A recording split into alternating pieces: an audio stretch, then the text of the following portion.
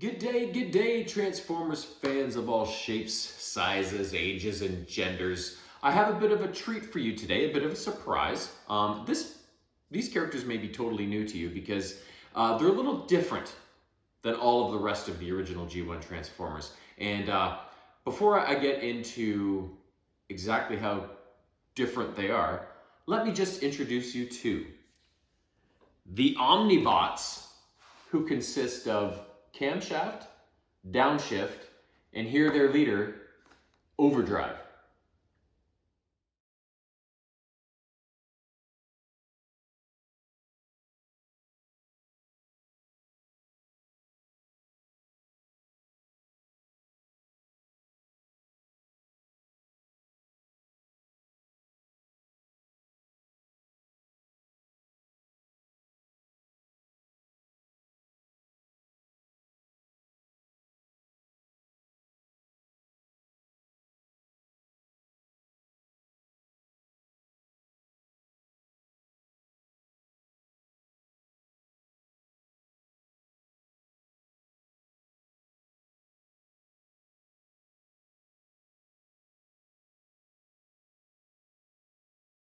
Now, the Omnibots were a little different because they actually never appeared in the Transformers cartoon.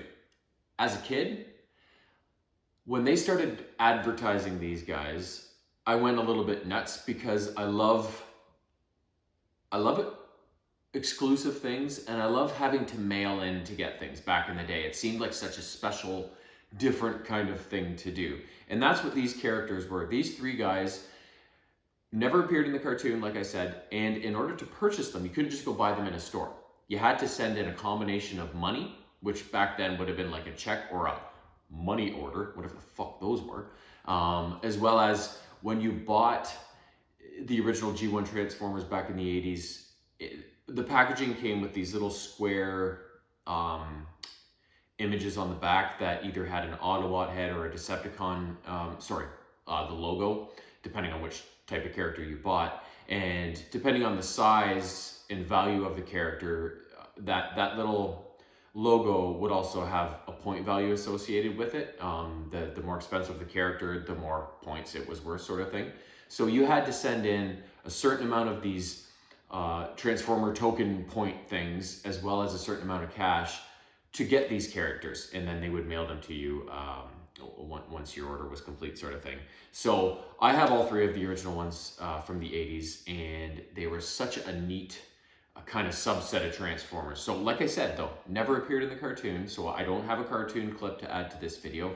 They were just kind of these characters that probably they just wanted to make more money, and they thought, oh, let's come up with some weird kind of thing the kids can do to mail in and get them all excited and get more of their money, right? So I fell for it, hook, line, and sinker. And I got 3 Omnibots out of it. So the story of the Omnibots were that they were these 3 characters that worked together, and apparently they had the ability to dimension hop, whatever that means. I wasn't really aware of that as a kid, but reading up on them all these years later, that was one of their main features. But the other main thing about them, the thing that was advertised when they came out, is they had their robot mode and then their vehicle mode. But then they had kind of an alternate vehicle mode where certain things would pop out of the car to make it a little different. Like a gun would come out of the front, and wings would fold out from under the car so it could actually fly. You know, kind of like how Trax had those wings that came out on his car, on his Corvette. So yeah, it was kind of like they had a third mode, and that was kind of their shtick. So I showed you pictures of all 3 of them. So the order was just like I said. It was camshaft, downshift, and then overdrive. Today we have overdrive. He's the leader of the 3 Omnibots, and he's the one we're going to focus on today because the other 2 haven't been released yet. So when the other 2 are released, I will do a quick video just with their transformation and show you what they look like, and a bit of a description on each character too. But I'm going to link this video back to that just so you have reference to this kind of intro video where we're going to take care of overdrive. So Overdrive, being the leader of the Omnibots, he's the master strategist. He is very quick not only in terms of his speed in vehicle mode, but also in terms of his thinking and his strategizing and his kind of battle acumen. He's very sharp, and that's probably why he's the leader. Now, his desire to win at all costs make him a little aloof, and people may not think he isn't totally invested in the cause and is a bit rude, but it's just this overriding desire to win, to be the best, to get the job done, not any non-commitment to the cause sort of thing. So I'm very excited because Fioravanti, as they call him, is an X-Transbots toy. And if you have watched all my videos, I've commented on it many times. I love the Takara Tomy Masterpiece scale figures the best. They're my favorite. But a very close second is X-Transbots.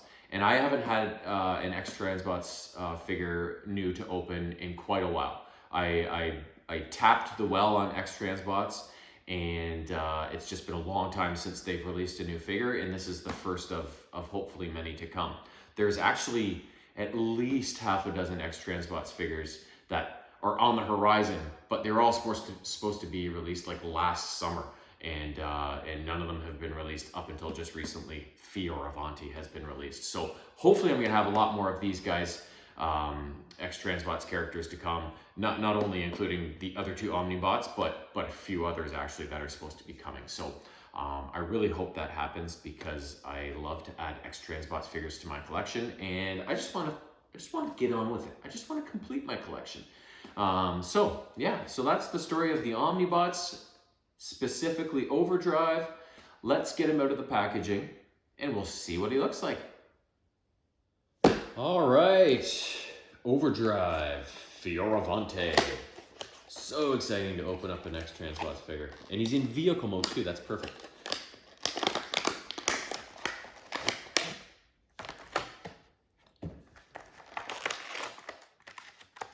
Okay.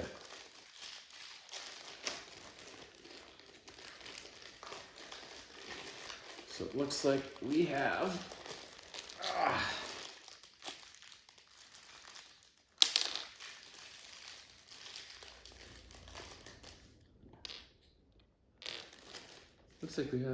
a few blasters, all of which are different from each other. So I can't remember what he came with in the 80s.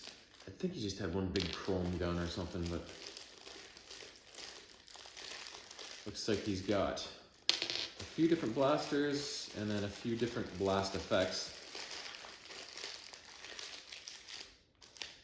I'm not sure where they're, oh no, those ones are the same. Looks like they come out of this one maybe, but, oh, maybe not. So yeah, a few different blasters, some blast effects, and then of course, as usual with all these, or most of these masterpiece scale figures, we not only get the instructions, but the character card as well.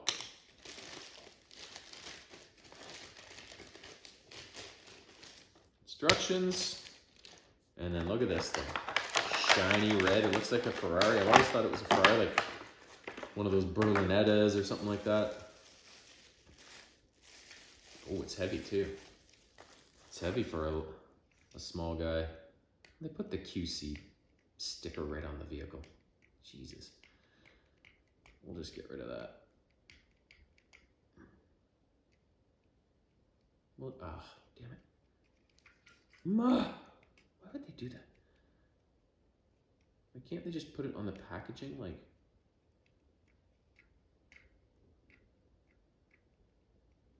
this is a sick rig. We don't need any sticker schmegma on it. Like,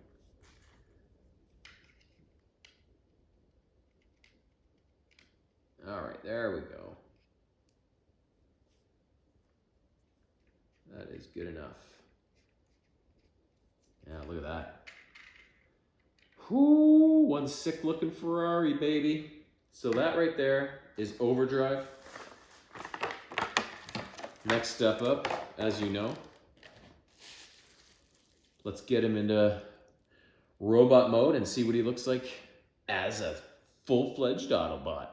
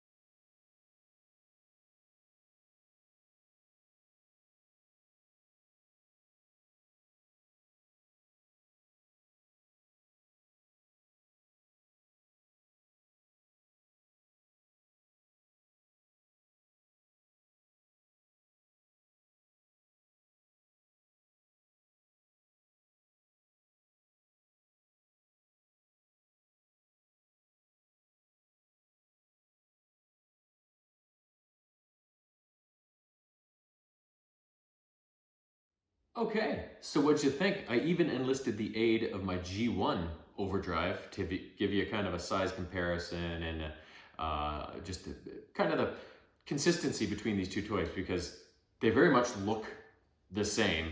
All the details of that first toy are pretty much reflected in the updated one, just this one's bigger, better, more detailed sort of thing. But very consistent with what the G1 guys look like. And speaking of the G1 toys, because this video was so different from my normal ones with these guys not being in the cartoon and not being able to show a video clip, I forgot to give you a look at the G1 toys for these characters. So let's do that right now, and we'll do them in the same order that I introduced them in, with camshaft, downshift, and then overdrive. So here's what they looked like when I received them in the mail. How many years ago would that be now? 30, 20, 70, probably almost 40 years ago. Good God, that's terrifying. Anyways, enough about my mortality. Here are the G1 toys.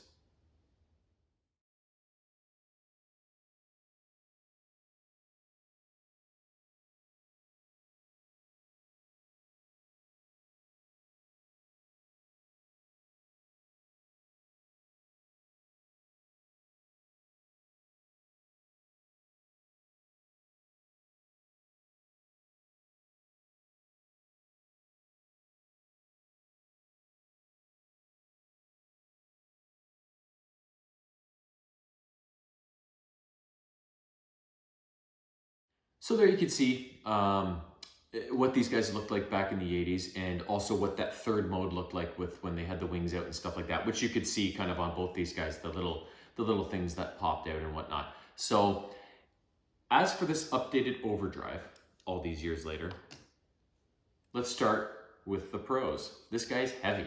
For a smaller robot, he's got a lot of metal in him. He's got a lot of heft to him, which is always usually a good sign. It means it's made pretty well. Plastic is all very, it didn't feel like anything was gonna break, everything was gonna snap. It's all well-made plastic. And there's some features that I didn't notice that I wish I showcased in the car mode, on the pictures of the car mode. But I just didn't look into the instructions far enough during the transformation to realize a couple things. First of all, if you saw during the time-lapse video, I'm not sure you could really pick it up, but the doors open up. They open up fully on each side, and you can see into the interior with the open doors, which is a really cool feature. And also, there's some buttons down here where you can pop up, those pop-up headlights sort of thing. You can see right there, and then on the other side as well. So I didn't realize that was a thing too. So that's another cool little extra they added into this mold, which is really neat.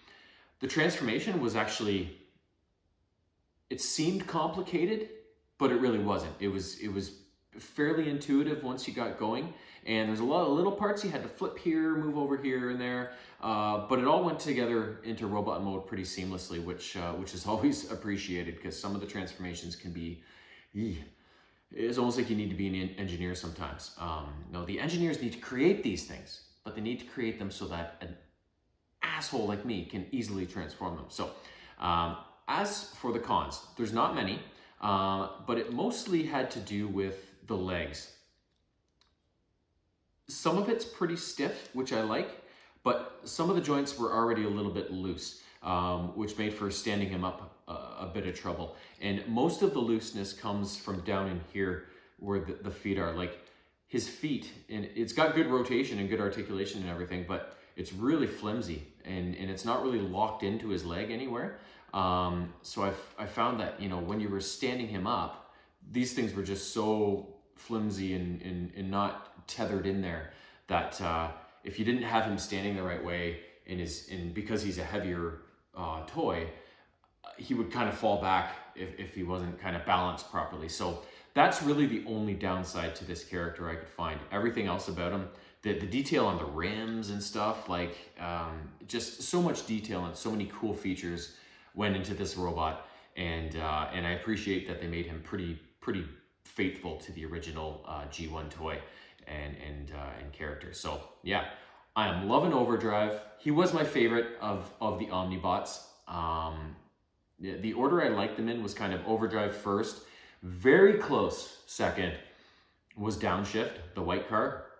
I really liked his character, his toy as well. And then the Camshaft was easily the third. He was my least favorite of the three. I still liked him, but the other two were really the two that I played with the most and that I appreciated the most of the three of them. So I'm not sure which one of those is coming next in terms of X-Transbots' next releases, but I can't wait to get him and show him to you. So until then, you'll have to enjoy my two overdrives. You got to get by on them. First world problems, right? Till next time.